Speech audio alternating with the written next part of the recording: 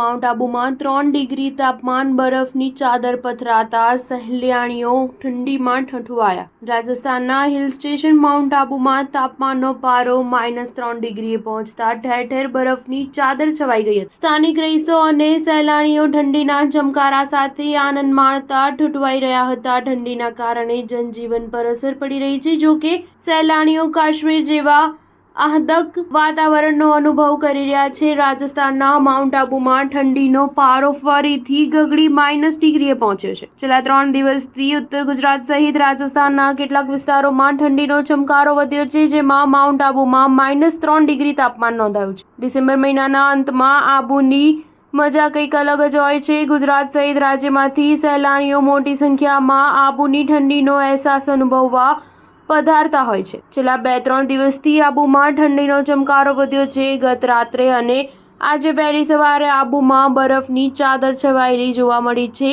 સહેલાણીઓની ગાડીઓ પર પણ બરફ પથરાયેલો જોવા મળ્યો છે. 2 દિવસ ઠંડીને કારણે માઉન્ટ આબુમાં જનજીવન પર અસર પડી છે. જો કે માઉન્ટ આબુમાં સહેલાણીઓ ઠંડાગાર તાપમાનમાં પણ ઉમટીને આનંદ માણી રહ્યા છે. ઉલ્લેખનીય છે કે હજુ ડિસેમ્બરનો અંત બાકી છે અને હમણાંથી જ ઠંડીનો ચમકારો રાજસ્થાન સહિત ગુજરાતમાં વધતો જોવા મળી રહ્યો છે. જો કે હજુ વધુ ઠંડી પડે તેવી શક્યતાઓ જોવા મળી રહી છે. સ્ટાર ન્યૂઝ 7 હંમેશા સચ્ચાઈની સાથે.